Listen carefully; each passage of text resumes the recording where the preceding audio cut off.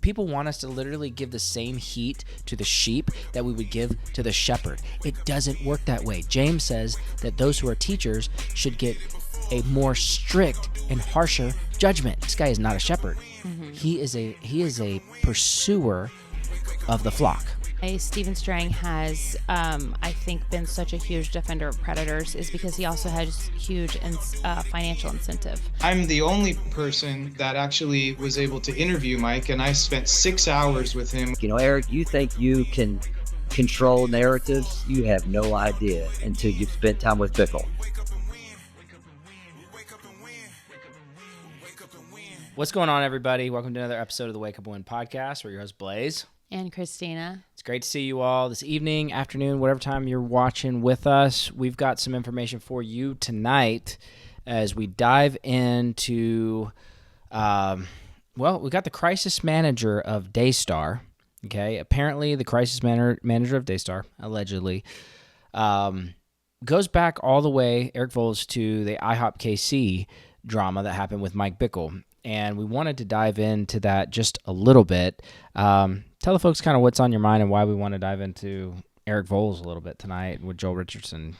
Well, Eric Volz was the crisis manager for IHOP KC. So we saw a lot of him last year. And we were thinking we would never, ever interact with him again.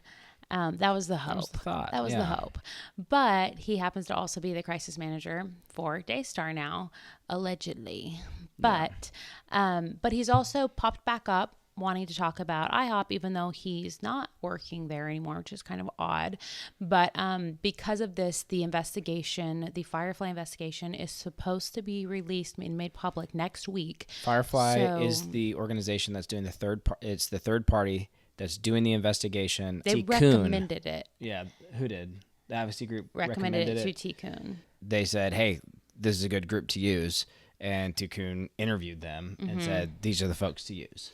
So the whole point of all this is happening. It's coming out sometime next week. The report, yeah. And so we're going to know what was found. There's been over 200 testimonies of abuse at IHOP KC that came forward. That's not even counting all the people who didn't come forward, because a lot of people, didn't trust Tikkun and because of their connections in the past with IHOP KC, and other people just don't want to, open up that part of their life again and be like re-traumatized, which I totally get. So 200 testimonies, though. 200 people did come forward, so that is a wild number. That's a lot of testimonies. So we'll see what's in that next week.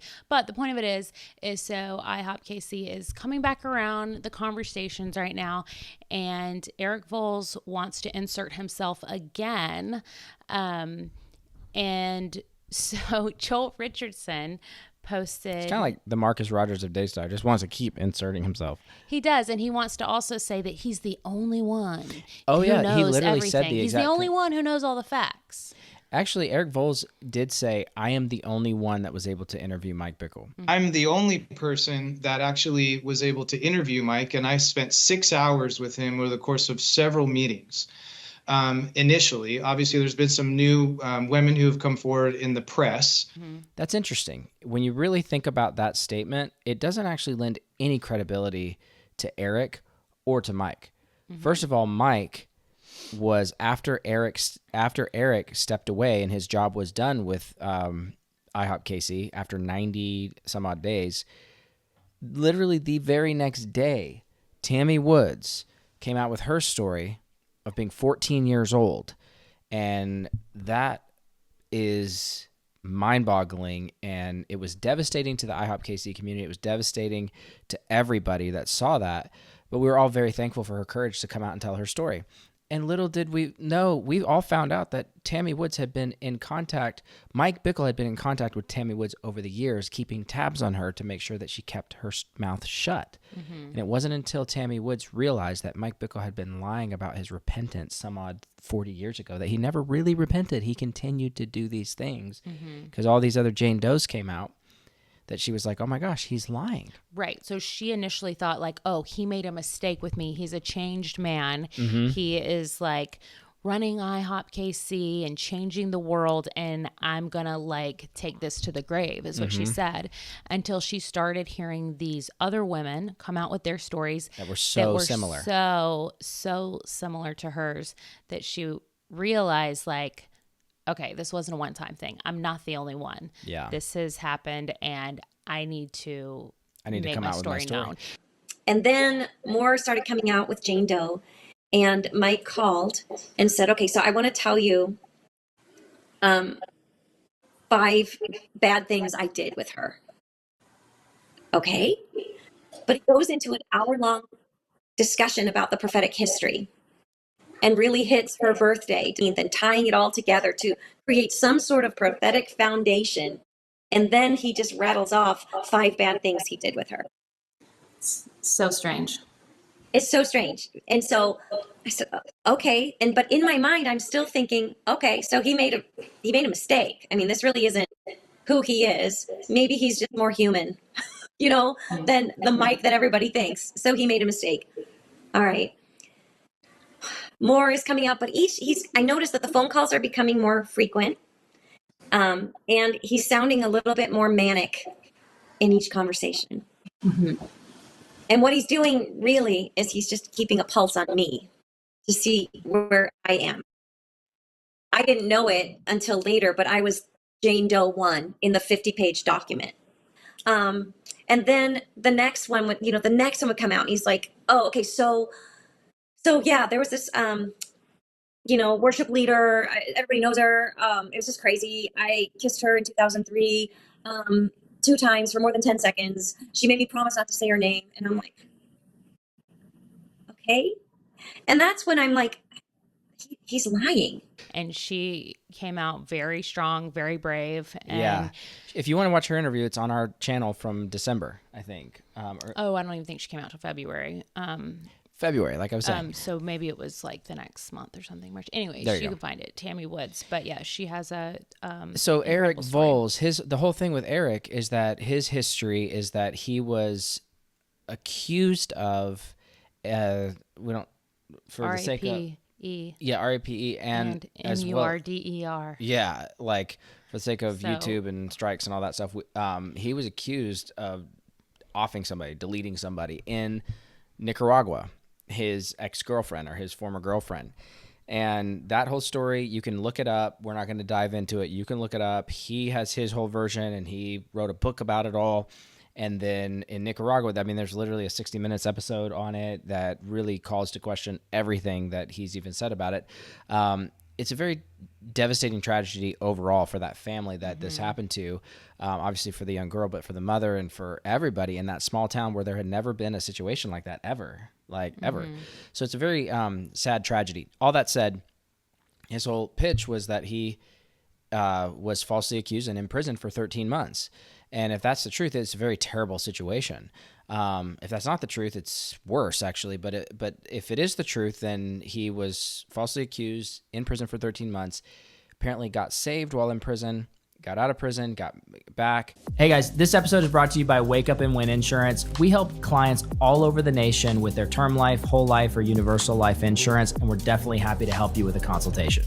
Check the description below for more info.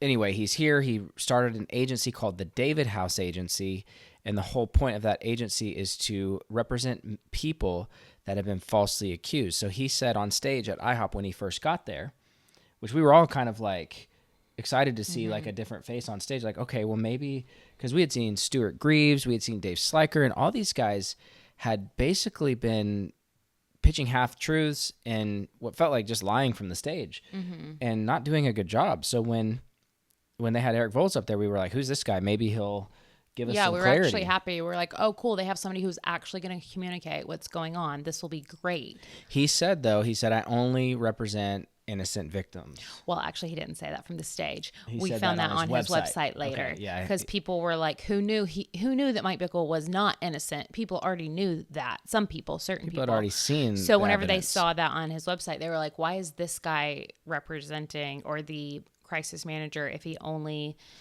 he acted like he was trying to find out the truth while he was there, but his business, his website, looked like he only represented people if he already knew that they were innocent. So that was a little bit strange. It was all strange there. And he said that he interviewed Mike Bickle, and then he said he wasn't representing Mike Bickle. He's only representing IHOP KC. The problem with that is that the scope of this Firefly investigation overall is all of IHOP KC, not just Mike Bickle, which the first investigation, the McNamara report that came out about Mike Bickle, the scope was just Mike. It was a very limited scope, and it was a very, even that kind of botched investigation still found another Jane Doe that hadn't even come out yet. So no matter which way you turn this thing, Mike has a lot of victims. Has what? A lot of victims. Yeah. Mike is not a good guy, which is wild for, and I know we want to get to the recording, but just in context, everything that's happening, like at Daystar, Robert Morris, things we're starting to see, at least on the prophetic manipulation lying side with Sean Bowles, what we saw happen with Chris Reed, these type of situations, currently with Michael Brown, who also was on the IHOP stage at that time. You may have an opinion right now. Keep it to yourself. Representing, you know, like usually if there's one, it's not just one. Usually there's a pattern that's developed of leaving a trail of victims in the wake, and until these guys are confronted with evidence, and if somebody that actually comes out, oftentimes, I hate to say it, but oftentimes it's not till the actual person comes out and says it out loud that they have to go, okay, fine, this one. Right. But not as intense as what they're saying. Just, you know, like Mike Bickle. Yeah, I kissed somebody for 10 seconds. Like, dude, you counted how long you kissed somebody that wasn't your wife? Like, that was so mind-boggling when he said that to Tammy Woods. She told us that he said that to her when she called him out on, you know, in January or whatever, called him on the phone and asked him about all this. So my point is to say that there's a lot that goes on with all this stuff that until these guys actually are confronted with actual victims, they don't admit it. They often will cover it up and lie. So a guy like Eric Volz, it seems like he's covering up and lying. Now, getting to the recording, I think something we wanted to pull the thread on in this recording, Joel Richardson, maybe you could give context of Joel, like how we met Joel back then, because we just saw him kind of posting about this. Oh, no. You know how we met him is we did one of our first podcasts. We're on some of his tweets. Do you remember that? Okay. Yeah. Because we were like, okay, what is going on in this like IHOP KC world? And he was the only person posting on X that was actually saying anything. Strongly. Yeah. Saying anything strongly, condemning what was going on. And Joel is like he wrote some end times books, eschatology, stuff about Israel. Like he's a national speaker in I guess the charismatic movement, and he would speak at IHOP a lot actually at their schools. So he knew all these guys, and he'd been in a Kansas City native for like 25 years. Right, So like he he met looked with up Stewart. to Mike Bickle, Yeah. and he was friends with those Peers guys. Like with he those knew guys. them. Yeah, wasn't super close, but was in the know. Had their numbers. They would text back and forth, all the stuff. So he actually went in and he confronted Stewart. He confronted Dave Sliker on things that he saw that were lies from the stage, were different than what he knew. So he was really in the middle of it. And so we were like, this guy's like bringing the heat. So we read his tweets on our... Yeah, we just read some of his tweets. Yeah, and then he reached out and we talked. And anyway, awesome guy. But he met with Eric Volz about 45, 50 days into it. I don't know, a couple months. I don't know how many days my in. timing stuff He is... makes up numbers. I like to make up numbers. 75 days into the crisis, 75 days and 10 minutes into it. No, but basically it was like, it was not way beyond, it was not after the fact, obviously. And Eric was only there until like January or something. Yeah. So anyway, he meets with Eric and records the meeting. Did not put that out. Which, just the level of self-control, Yeah. I'm just very impressed with, because I cannot believe that he held on to this recording for Over a year. a year. And the only reason why he pulled it out, he actually says it in this tweet right here. Yeah. Side note, I held this clip for over a year, although Eric and I have sparred a bit publicly. Actually sparred? I missed that. I believe everyone deserves the dignity of privacy. I would have genuinely preferred not to release this, if not for Eric's most recent efforts to twist reality and control the IHOP narrative. So this was in January 13th. So this is just a couple weeks ago he's saying this, which that's when Eric kind of popped out again and was saying things about like, I never saw evidence of any sexual abuse, or I never saw any evidence of SA or spiritual abuse at IHOP. I'm like, dude, you were there for 3 months. A lot of us were there for 5 years, 10 years. Like, observing Eric, he'll likely launch some form of attack as a response, which he did. I don't know. A few have thanked me for this, for standing up, etc. Please don't. I do not deserve it or want it. I have my own stuff to apologize for fairly soon with regard to my own leadership failures with FAI, which that's his ministry, that they're doing a third-party investigation regarding FAI, which I appreciate how open he's been about that, which is much different than any other ministry involved in a third-party investigation. Like, he's been very open about it. Okay. Any thoughts before we dive into this? Well, I think you read the quick side note instead of the caption. I did, and the reason I read the side note is because I was saying like, why. I just remember he said, "This is I held this for a year, and this is why." Okay, gotcha. But yeah, okay. Let's see. Let's read that too. All right, you read that one. I can't see it from here. I've tried to find every excuse not to post this clip from my meeting last year with Eric. When you listen, please take note. By this point, Mike Bickle had already publicly admitted to having a sexual relationship with Jane Doe number 1. Keep that in mind when you hear him slither and stutter at the end and refuse to answer the most simple, basic moral questions. Men like this are infectious in the church.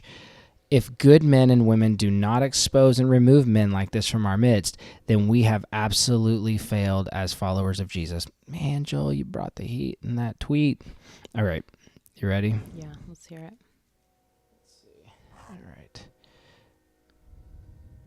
right. That's not the way I operate. I don't believe that spinning or manipulation is ever required. Like, that's not what God's called me to. My method is I get the facts, and once you know you're on the right side of the equation, if you don't quit, you win. In this case, I don't know what the truth is yet.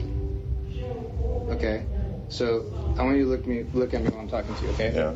Brother, if I see evidence that Mike Bickle has sexually abused somebody, I will be front and center, part of the people that will take him down in a biblical way. Okay. I don't know what that means because I don't know what the facts are yet. Just let me finish. Okay, that's my first point. Yeah. The second point is...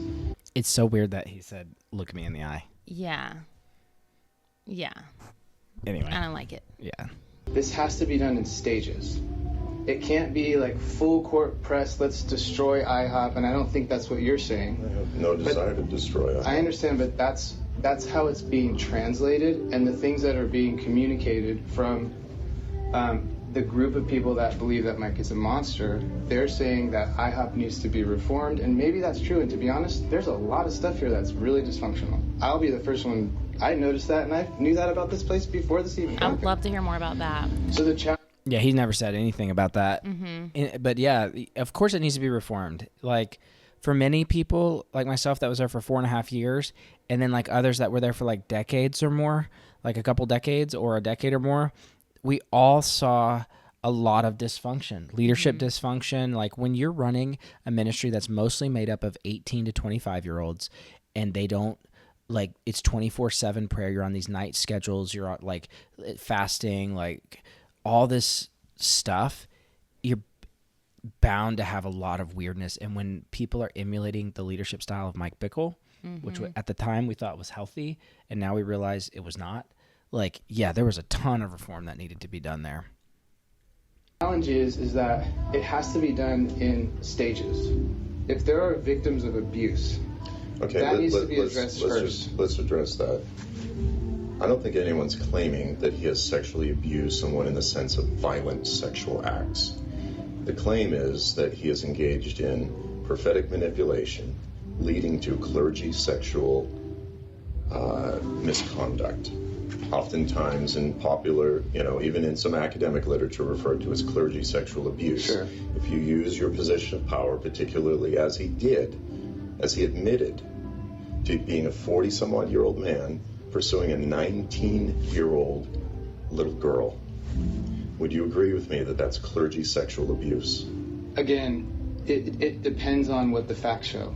Here's why that's important, Joel, because... If he kissed her, would you consider that clergy sexual abuse. I can't comment on that. Okay, I'm not an so, attorney. so you can't. No, you can't tell me that you're here with integrity and that you're not spinning if you can't agree with me as a man. Do you have daughters? No. All right, I have 4 daughters. If I sent my daughter to this place and Mike Bickle, a 40-some-odd-year-old man, took her to Europe, gave her alcohol, and kissed her, and entered into a sexual relationship with her for years, you tell me you're a man and you say, I have to know the context or the facts. I'm not a lawyer. No, that's not what I'm saying. That is what you just said. No, that's not what I'm saying. That is what you just said. I said I don't want to comment on that because I don't know the facts of it. All right. He literally, Joel asked him, if this, is it this? And he said, I can't comment on that. Yeah, it's like the most basic question. Super basic question. Mm-hmm. I can't comment on that. Like, that's super weird. Yeah. Which is basically what Jane Doe #1 alleges happened. Mike was 42 years old. Jane Doe was 19. She was taken on a trip overseas with like 7 other women, which is crazy that Mike would do that. Mm-hmm. And on a ministry trip. And then one night he took her out, and she says that he got her drunk or something. Mm-hmm. And then kissed her, and so on and so forth. So that is the idea. He's like, if this happened, she woke up in her hotel room, which he got her own. He got everyone their own hotel room on the last day, and she woke up not remembering what had happened the night before. Didn't remember how she got back to the hotel room. Last thing she remembers being kissed by Mike in a back alley. Mm-hmm. Who's a married man at the time, by the way. 42-year-old married man. She's 19. And he's been grooming her, telling her that yes, his wife, that God told him his wife was going to DIE, and that she was going to take that place to lead the prayer movement. It's wild. It's crazy. So we have nothing to talk about. If we can't agree with basic morality, simple morality, then yes, you're a spin doctor and you're not here for the cause of the Lord. You're not here in the fear of the Lord. If you can't say that a 40-some-odd-year-old internationally respected minister engaging in a sexual relationship with a 19-year-old girl is not clergy sexual misconduct or abuse, then we have no conversation. And I am your enemy. You're not my enemy, brother. Well, if you can't agree on that, then you are. You're not my enemy, brother. I love that this is what we were all saying. He's saying, like, all of us were on X and on Facebook and everywhere saying, okay, Eric Volz is a spin doctor. He's the fixer. He's the Olivia Pope of IHOP KC. We can see right through him. We're all saying this on X. But I love that Joel sat down with him face to face and looked him in the eye, which he made him look him in the eye. Yeah. He looked him in the eye and he called him a spin doctor and just said the truth to him. Yeah, it's true. Yeah, it's like, I don't know. I mean, it's kind of like what Joni Lamb says, he's got balls. Anyway, yeah, I totally appreciate that he just brought the heat right there in person. Because you're not here to fix anything. I'm not actually here to fix anything. That's not why I'm here. I'm not here as a fixer. Okay, I want to push this. Imagine you had a daughter. This is the language that is common within academic literature in terms of abuse. This is language that is commonly used in the litigation community, clergy, sexual misconduct or abuse. In your opinion, based on the facts, based on what Mike has said, is Mike guilty of clergy sexual misconduct, yes or no? The reason why I'm not going to answer that is because you're a spin doctor. Okay, well, again, I was hoping to come to me to try to let you look me in the face and actually use your discernment. I just did. Okay, but I'm sorry. Why can't you answer that question? Well, here's the reason why. Because facts matter. Yeah. Facts matter. And I haven't seen the facts that I believe that maybe you have. Just let me finish. First of all, what did Mike confess to? I'm not. Is that the end? Okay, yeah, that's the end. All right. It's just hilarious to me how every time he just goes, facts matter. It's like if we're having a discussion and I just don't know what to say or can't like have a conversation, I'll just be like, well, facts matter. Yeah. It's like he can't even entertain the what if. Because Joel wasn't saying like, say this, oh, gotcha. He's saying like, can we even agree on the basic premise? Like, if Mike did this, is it this? And he's like, I can't speak to that. It's like you literally sound like you're sitting before Congress saying, I don't recall. Right. I do not recall. It's like, so what are we doing here? Well, the whole thing that he said, I was hoping we could sit here and you look me in the eye and have discernment. Meaning like, I hope you look at me and see how sincere I am. And that's what I learned during IHOP is that it doesn't matter how sincere a pastor or minister is. It really doesn't matter if they can cry tears, if they can seem sincere. Like, reality is if these people can't stand up for victims of abuse, then they're pointless. They're pointless as shepherds. Yeah. Totally pointless. Yeah. It's interesting about like clergy sexual misconduct. It's complicated because if you had asked me like 2 years ago, I would not have used that language. I wouldn't have known that language. Right. And I might actually would say the only language I knew would be an affair. Right. So that's what I would have said, but I would have known something wasn't right. That something wasn't right. I would have known, oh, the pastor had an affair. With a 19-year-old. With a 19-year-old. He's 42. So he had an affair because that's what you call it. But like, I wouldn't have had the language for like clergy sexual misconduct. So I do have grace for people who are like, what is that? Or, but like once you're confronted with it in the situation and you know that she was 19 and that he was married and that he was grooming her and that he was like feeding someone alcohol, feeding her alcohol and then getting her own room and he kissed her and she woke up not remembering things. Here's what all these people that's say. not right. So that was the thing that Joel said too. He was like, I'm not talking about like a violent, which trigger warning a little too late. Sorry, everyone, but that's what don't listen to this with kids. But it's like that's not the only kind of abuse. Is it has to be this super intense, violent, right? Right. And that's what most people think of whenever these types of things are talked about. But especially in matters of the church and with church leadership, the same way we'd say if you're sitting with a therapist and for a year or for 3 months or a couple times and you're sharing deep things and emotional issues and things, you have a trust level there that should, if we heard that a therapist utilized your information to manipulate you based on your weaknesses to eventually do something highly inappropriate with you, we would call that abuse. We'd call that abuse of power. You have to see that. And so I think because there's been so much talk in the political arena about these things, the church has shied away from looking at it as abusive. Because they're like, well, we don't want cancel culture. We don't want the woke mob, innocent until proven guilty, all these things. And it's like, okay, I get all that. But here's the problem with some of this stuff is like, if you can't take, here's the situation, like specifically Mike Pickle, 42, 19, so many things that lined up about this that just led to us all going, first of all, the testimony of the woman, okay? So many times it doesn't actually benefit that person in any way, shape, or form. Especially people go, well, why would you come out 20 years later? It's like, because it's humiliating. And because it's like, okay, let's just say you're going to take the side that it's like not clergy sexual misconduct. You're just going to say, well, the 42-year-old had an affair with a 19-year-old. And in the process of that, she trusted him because he was so in the prophetic movement and had this prophetic source. She looked up to him. And over time, he abused that role to bring it to the level of them having romantic contact.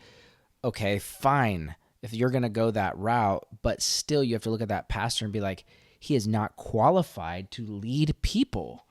That's that guy. Okay, cool. You want to just make the 19-year-old culpable and that's your MO? Fine, that's on you. But you cannot be so like numb to the reality that this guy is not a shepherd. He is a pursuer of the flock. Yes. Dangerous. And you leave that guy in leadership, and guess what? He had already done that to Tammy Woods. Right. And she was 14. And the whole like prophesying that he was going to marry her. Whenever he's a married man, prophesying that his wife is going to die and he's going to marry her. Like, if that's not spiritual abuse, I don't know what is. Well, and you've got to take into consideration, some people say, well, that's just crazy. Okay, fine. Congratulations. You've never fallen into a cult before. You've never fallen into a deeply spiritual community where things do happen that are prophesied, or things do come together where it's a little bit confusing, okay? So this all was in the 90s when all this swirl of prophetic happenings were happening, some happening legitimately and some not happening. But all of that together, that got around, and this girl goes there believing that this man is very prophetic and all these other guys are prophetic, and this guy is like on a national stage and invited with John Wimber, and then he takes a liking to you, but it doesn't feel like a liking. It's just like, oh, I have favor with him. And he's inviting me to the Bible studies, and he's telling me like, hey, you really have a calling on your life. Okay. I mean, that's encouraging. And then suddenly it turns over time into something where they cross a line. They touch your hand or touch your leg, and you're going like, wait a second. It's kind of like Sarah and Michael Brown. Michael Brown was 42, exact same thing. And Sarah was 19 or 20. And Michael Brown said, gave her kisses on the cheek. And she didn't know what to do with that. She was like, but he said, you're like my daughter. Well, she didn't have a good family at the time, I guess. So he would say, you're like my daughter. I'm your spiritual father. And so then he moves it to, hey, give me a kiss on the lips when no one's around. And she's like confused, like, okay, well, dads don't do that to daughters, do they, at 19? But you're trusting. And then it just moves, and it moves the goalposts. And then you end up being manipulated. So if you cannot see that, then anyway. Yeah. And so this conversation that Eric had with Joel was before Tammy Woods came out with her story. Now I feel like if there's anyone that will like Jane Doe's story is so specific and so detailed, like to me it's very clear there was an abuse of power there. There was an abuse of power.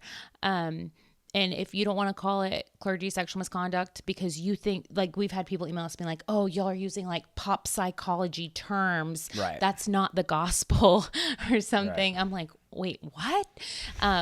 Like, call it what you want, but you know it's wrong. It's wrong. Right. And to make them both equally responsible. And people will say, well, why don't you point out the sins of the woman? I'm like, dude, the woman has been under deep distress for like 10 to 20 years about these things. The man just kind of goes on and keeps preaching and gets famous. The woman goes into some type of obscurity and like struggles and doesn't know what to do with this. And yes, they've repented. Yes, they felt culpable. Yes, they felt all this stuff and tons of condemnation probably too. So like people want us to literally give the same heat to the sheep that we would give to the shepherd. It doesn't work that way. James says that those who are teachers should get a more strict and harsher judgment. And that's what we do as the church. We give a more strict and harsher critique of the so-called shepherds that I believe the pattern is not of a shepherd. The pattern of Bickle is a pattern of a pursuing wolf. Totally different. And so I think the same thing with a lot of these guys. It's the patterns that point to the way they lie about the things, the way they lie to keep their reputations, the way they're not unwilling to step down. It's like they're addicted to their influence, and they're addicted to devouring the sheep, whether that be in spiritual abuse, spiritual power, or clergy sexual misconduct. So it's just not the same level of culpability or the same level that the church needs to call it out. It's just not. Yeah. But yeah, I think that clip is very telling, and it's very telling about where Eric's head was at. And so I agree with you in some sense. It's like, it's like why he can't say, because he thinks it was just like an affair, an equally responsible affair on both parts. And it's just, a mistake. It seems like that's his view of it all. And he had interviewed Mike Bickle. He was the only one that was allowed to interview Mike Bickle, which again doesn't bode well for him or Mike, because Mike wouldn't even let Francis Chan come in the room And when Sam Francis Storm. Chan, and Sam Storm's his best friend for years. And so he's like, well, he's going to let Eric Volz, who he doesn't know, who's the PR guy. Yeah. As though that's like a... Which it just is showing, which we've already brought this up before, but all the people he surrounded himself with during this time, all the people he allowed near him or allowed to speak for him, like Chris Reed, Dr. Brown. Oh my gosh. Yep. Chris Reed, just for those of you that don't know, Chris and more info's coming out about on Remnant Radio about him data mining prophecies and using Facebook and he admitted it to them.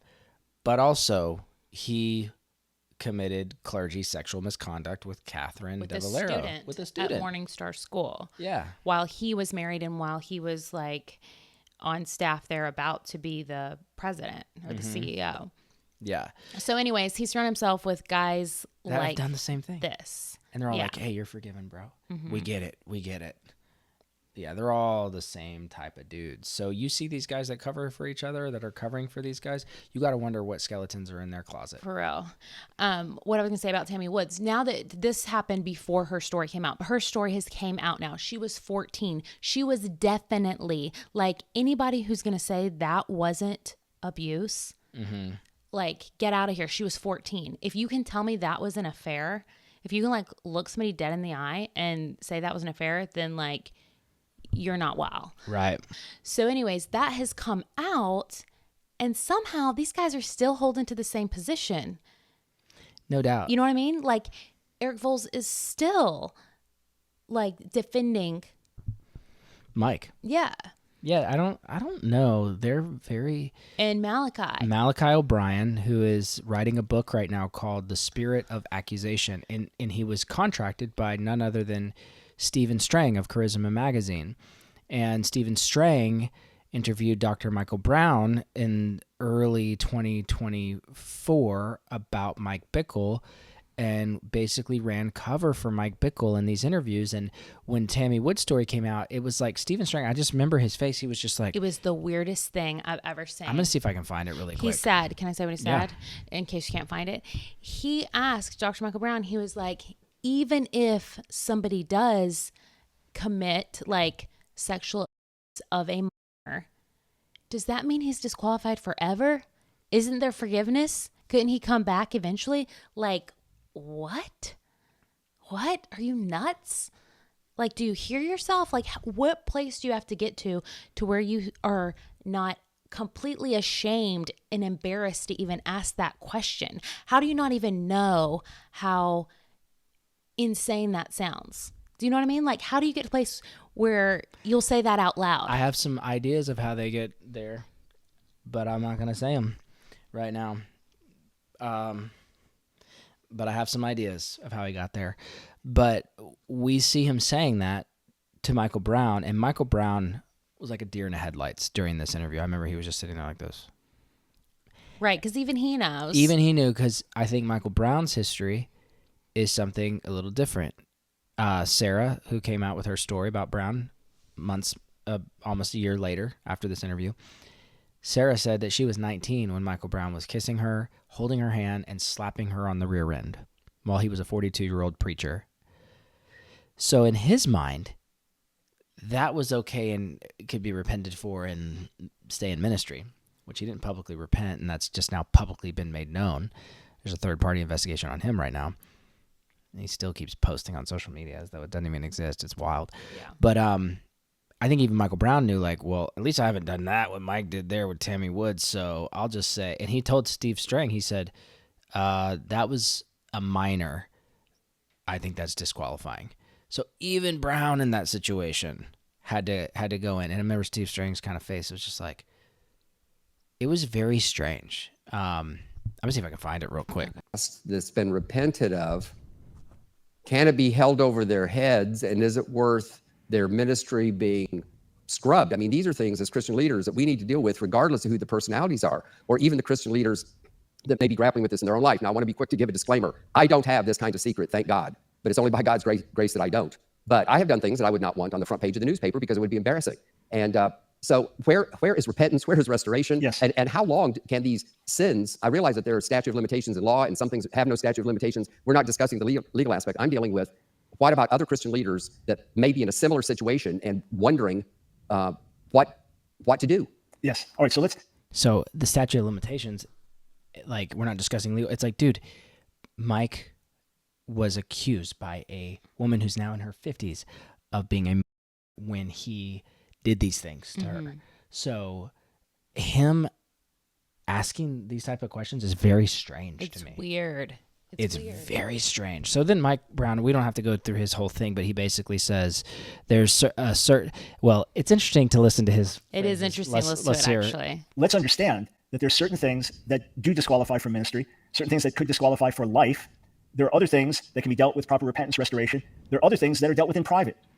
He's like, my stuff's dealt with in private. He said, my stuff was dealt with in private. You know, Sarah, who I was slapping on the butt whenever she was 19 and I was 42? That can be dealt with in private. I dealt with that privately. Oh, you know that other woman I was talking to on the phone? Who was married? Who I was like having sexual conversations with? I dealt with that in private.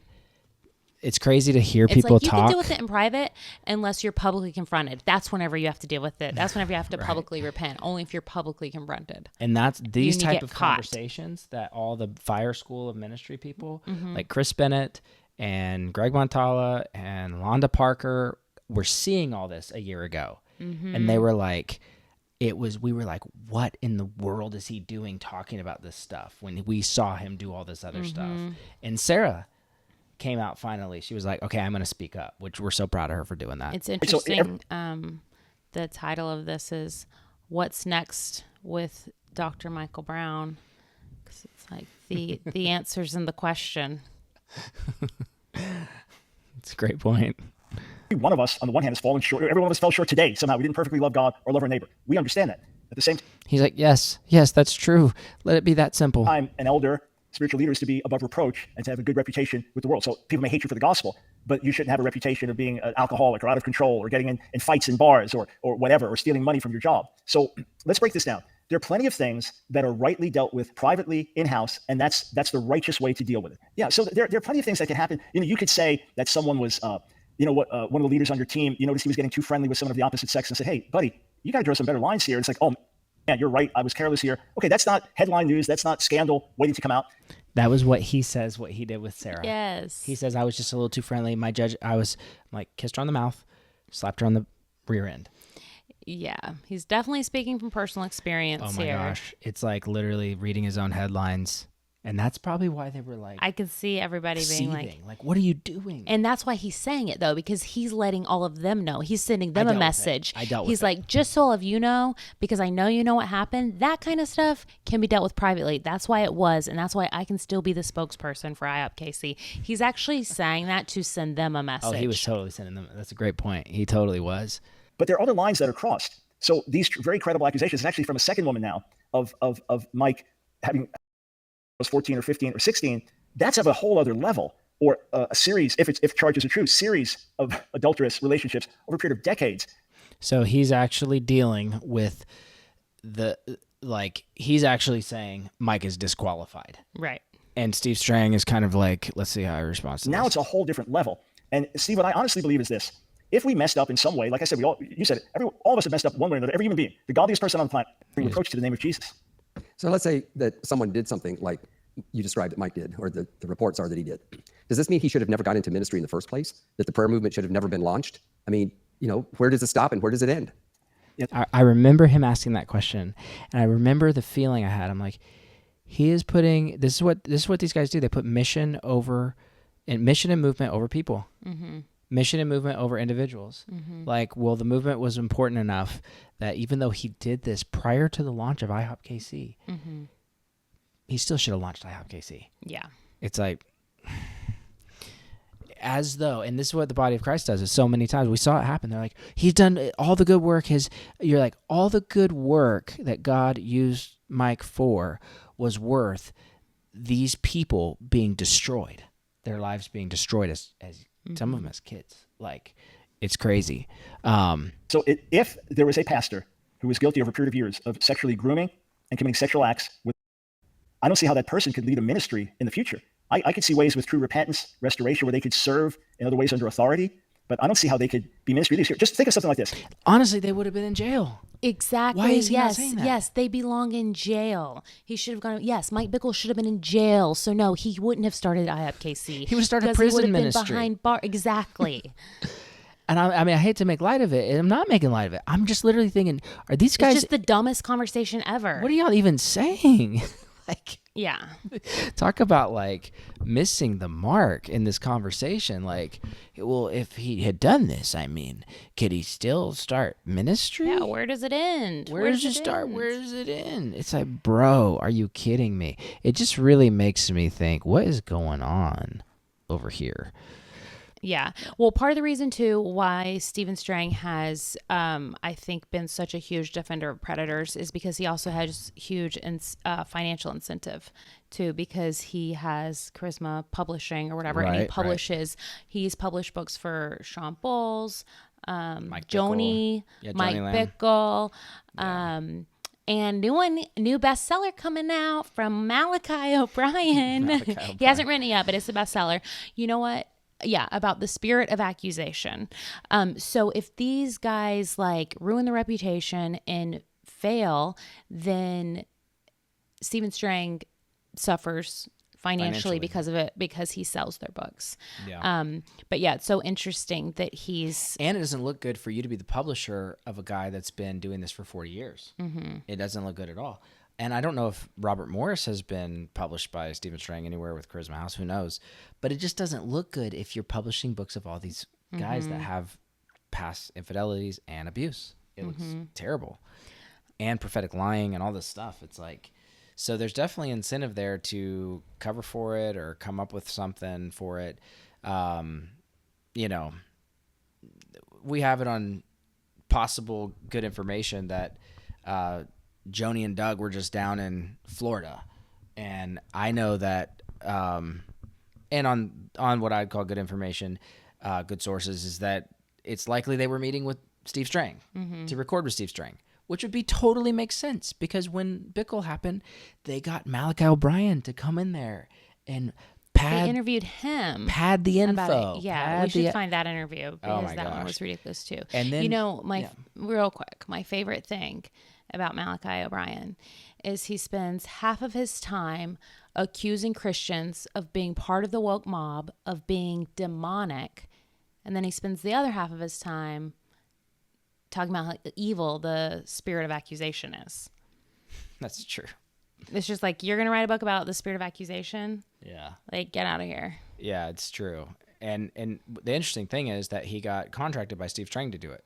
He posted about it. He was like, I got contracted to write this book, and so I'm so excited. I'm going to take you guys on the journey of becoming a bestseller. I'm like, so what you're saying is technically you got an advance from Strang and Charisma Magazine or whatever, Charisma Publishing, to write a book that basically comes against the woke Christian mob, or what Lance Wallnau would call charismatic cancel culture.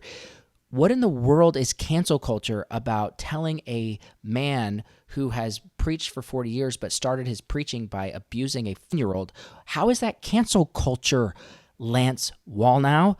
How is it cancel culture to when you won't do it for Robert Morris? We have to all freaking do it because you guys are too involved in politics to call out the abusers from the pulpits. It's so mind-blowing. You call out Laura Lynn while going and just running politics, and call out Laura Lynn because she actually cares about figuring out the truth about this abuse at Daystar. Like, Lance Wallnau is blowing my mind right now, the way he's covering for these people and it is not charismatic cancel culture. It's not strife. It is, that's what he said. He goes, it's strife. I'm just like, dude, you are missing it by miles. So many of us, we're charismatics. We love the Lord. We follow Jesus.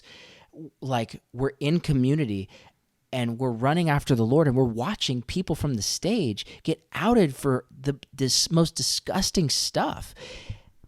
And you call that cancel culture when we actually want to see some form of accountability that's more than a slap on the hand from Rick Joyner and then put you back on the stage in 3 months? Give me a break, man. Yeah. It's ridiculous. Okay, do you want to watch this other one of Wes Brown and talking about Eric Volz? Yeah. So all of this connects, okay? Yes, Eric they're all Volz, connected. Michael Brown, like Steve Strang, Chris Reed. Daystar, Chris Reed, like they're all connected. So we saw this on who actually did this one? It was Brother John Elving actually has the. It was the Minor clip. Prophets that interviewed Wes Martin, and then John Elving did Put a together good clip like of a it. good, like Yeah. little montage of it. So Wes Martin was a senior leader at IHOP KC for at least a decade, probably, with Mike Bickle, was in all the meetings and all this stuff, like solid leader at IHOP KC, and he was part of the team that put together, hey, we think Mike is guilty and we need to go and confront him. And they tried to confront him, but he wouldn't meet with them. That's the crazy thing. Mike, people are like, what about Matthew 18? They would not allow him to even do at Matthew 18.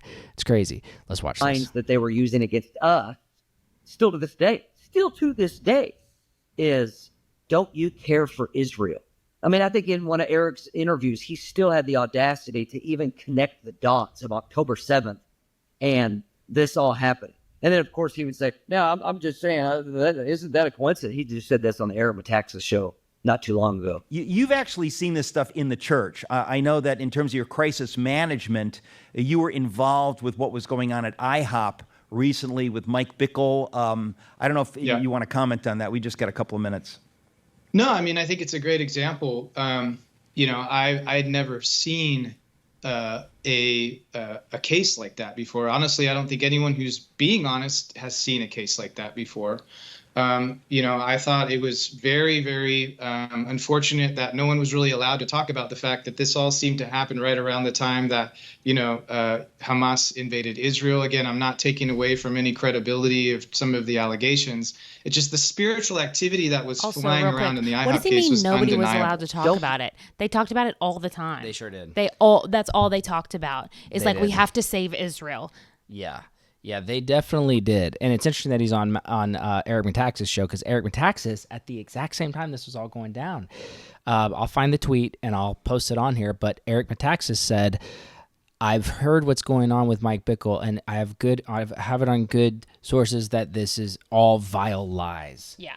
And that was like late November that he said that. Mm-hmm. We called him out, especially when Tammy Woods came out. We're like, because he deleted his tweet. And he never, ever, they don't talk about it. Never they won't addressed it. talk about, they won't address it whenever it comes out that Mike Bickle actually is a predator. He actually was guilty of all these things. But now you will not see Eric Volz make a statement about that. You will not see Malachi O'Brien make a statement about that. You will not see Stephen Strang make a statement about that. You will not see Eric Metaxas. They just quietly delete their tweets and just pretend like everything's good. Yeah. It's like, and then to even have him actually, not even just he deleted his tweet, but then to still have Eric Volz come on his show like recently, and talk about it and still minimize everything. Well, I and really dismiss think it is just like shocking. I really think that just putting two and two together, it's not hard, because you look at Volz, he goes on Daystar days before all this comes out. Days after, a few days after it all came out at Daystar, all the Daystar stuff, Eric Volz shows up on the show to tell his story. And we were like, what? Yeah. And we immediately, Christina was like, okay, they're contracting him for PR, clearly. And I don't know why, because his job at IHOP KC did not go well. Yeah. But anyway, so we went, well, they're contracting him. Now there's people digging up stuff on Eric Volz, and so then they put him on. So Eric Metaxas also a year ago, like, clearly was in conjunction with Mike Bickle and somehow trying to defend him from his platform. And now a year later, he brings Volz back. So all these guys, Volz, O'Brien, Metaxas, like, they're all Strang. They're all like, I don't know. It's just, odd. It's like, it's disgusting, honestly. None of these guys are shepherds of the flock. None of them are. Let's keep going with Wes Martin's interview. You care for Israel. Oh, yeah. So the Israel thing. So what they were trying to do is Mike Bickle, 3 weeks before the allegations broke about Mike Bickle, he got up on stage and shared that that Israel, that basically a spirit of accusation was going to come based on trying to destroy the prayer movement that was supposed to pray for Israel. So it was like he was literally massaging, preparing, grooming his whole group and saying that it's because of the black horse prophecy that they all told back in the 80s, that the black horse is the spirit of accusation against the prayer movement. So anytime any accusation would come, they'd be like, it's the black horse trying to destroy the prayer movement. It was prophetic manipulation. A whole entire company of people was groomed to just think that anything negative that would be said about them or about their leader was God proving that they were in the right. It's crazy. So then the whole Israel thing, they're like, don't you even care about Israel? All the accusations came right after October 7th, which was when that Hamas strike hit Israel. So like, look, the devil wants and so Eric's touting that same thing. Yeah, we weren't even allowed to talk about the fact that the accusations were coming. Like you talked about it all the time. You even They did. signed off your tweets. Like, I care about Israel. I'm All praying for the Israel. time. The IHOP KC cannot stop praying for Israel. We'll continue to do this. Y'all talked about it all the time. You know what so wasn't you're allowed to be ridiculous. talked about, Eric Volz, was for 20 years, the leadership and Elizabeth Herder and all these people were not allowed to talk about how Mike Bickle was inappropriately behind closed doors with women. That's not what was allowed to be talked about for 20 years. And had locks on his office Locks doors. on the inside that you could not use a key to unlock from the outside. That wasn't allowed to be talked about, Eric Volz. That's not what was allowed to be talked about. Yeah. I mean, I think in one of Eric's interviews, he still had the audacity to even connect the dots of October 7th and this all happened. And then, of course, he would say, no, I'm just saying, isn't that a coincidence? He just said this on the Eric Metaxas show not too long ago. And I'm thinking, that disgusts me. That is so perverted at a mindset level. But he's drank the Kool-Aid. You spend time with Bickle like he did, you think, because I would want to say this to Eric, Eric, you think you can control narratives? You have no idea until you've spent time with Bickle. And Bickle spun him like a top. And, proof's in the pudding. I mean, he's still to this day pushing the narrative that Bickle is guilty, but it's big time exaggerated. And I believe he believes that. And what pains me is that I know he's, spilling that in his circles of influence. That pains me. Because we have several mutual friends. Well, he's been spinning like crazy, spinning this. And so I'm hoping that, like Eric Volz, Eric Volz goes on the Eric Metaxas show just a few weeks ago. And with a large audience, and they bring it up at the very, very end.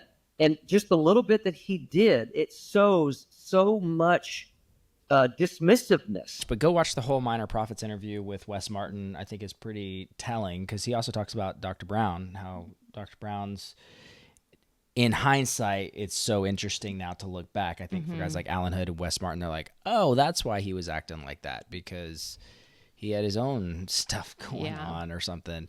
And then everything on Eric Volz. There's a lot on Eric Volz you could go watch. And Malachi O'Brien with Eric Metaxas and Steve Strang. I think Malachi O'Brien was on Steve Strang's podcast back then. So anyway, any final thoughts, Christina? No, just we'll be getting news about the Firefly report, the IHOP KC investigation sometime next week. So that'll be big. Look out for that. Yeah, we'll definitely bring the report as soon as it comes out. All right, guys, thanks for tuning in. As always, I don't know if we ever say this, but thank you for subbing. Thank you for joining us, and just for those who've been on the journey with us for the last year. We appreciate you guys. We get a lot of messages. We get a lot of emails. It's hard to keep up with all of them sometimes because it's not our full-time job. We do a lot of other things. But thank you for joining in with us. Thank you for sharing, subscribing, liking, all the stuff. We appreciate all of you guys, and take care. Until next time. Peace out.